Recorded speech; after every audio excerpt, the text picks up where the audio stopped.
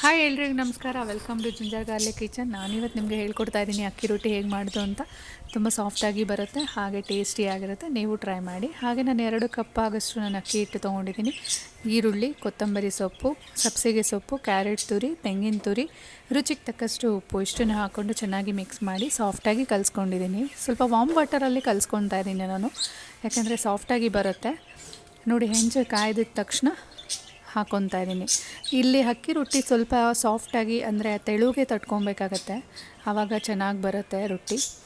ಒಂದು ತಿನ್ನೋರು ಇನ್ನೂ 2-3 ತಿನ್ನೋಣ ಅಂತ ಹೇಳ್ತಾರೆ. ನಮ್ಮ ಮನೇಲಿ ನನ್ನ ಮಗಳಿಗಂತೂ ತುಂಬಾ ಇಷ್ಟ ಅಕ್ಕಿ ರೊಟ್ಟಿ. ಅಮ್ಮ ಅಕ್ಕಿ ರೊಟ್ಟಿ ಮಾಡಿಕೊಡು ಅಂತ ಕೇಳ್ತಾ ಇರ್ತಾಳೆ. ಸೊ ನೀವು ಟ್ರೈ ಮಾಡಿ, ಹೇಗಿದೆ ಅಂತ ನನಗೆ ಕಮೆಂಟಲ್ಲಿ ತಿಳಿಸಿ. ಹಾಗೆ ಲೈಕ್ ಮಾಡಿ, ಶೇರ್ ಮಾಡಿ, ಕಮೆಂಟ್ ಮಾಡಿ. ದಯವಿಟ್ಟು ಯಾರೆಲ್ಲ ಸಬ್ಸ್ಕ್ರೈಬ್ ಮಾಡಿಲ್ಲ ಅವರು ಇವಾಗಲೇ ಸಬ್ಸ್ಕ್ರೈಬ್ ಮಾಡ್ಕೊಳ್ಳಿ. ಬೆಲ್ ಐಕಾನ್ ಕ್ಲಿಕ್ ಮಾಡಿ. ನೋಡಿ ಎಷ್ಟು ಚೆನ್ನಾಗಿ ಆಗ್ತಿದೆ ರೊಟ್ಟಿ. ಈ ರೊಟ್ಟಿಗೆ ನಾವು ಕಾಯಿ ಚಟ್ನಿನೂ ಮಾಡ್ಕೊಬೋದು, ಇಲ್ಲ ಟೊಮೆಟೊ ಗೊಜ್ಜಲ್ಲೂ ತಿನ್ಬೋದು. ಕಾಯಿ ಚಟ್ನಿ ಅಂತೂ ತುಂಬಾ ಚೆನ್ನಾಗಿರುತ್ತೆ, ಸೂಪರ್ ಕಾಂಬಿನೇಷನ್ ಅದು. ನೋಡಿ, ರೊಟ್ಟಿ ರೆಡಿ ಆಯಿತು, ಬಿಸಿ ಬಿಸಿ ರೊಟ್ಟಿ. ನಾನಂತೂ ತಿನ್ನೋದಕ್ಕೆ ರೆಡಿ. ನೀವು ಒಂದು ಸಲ ಟ್ರೈ ಮಾಡಿ, ಹೇಗಿದೆ ಅಂತ ನನಗೆ ತಿಳಿಸಿ. Thank you.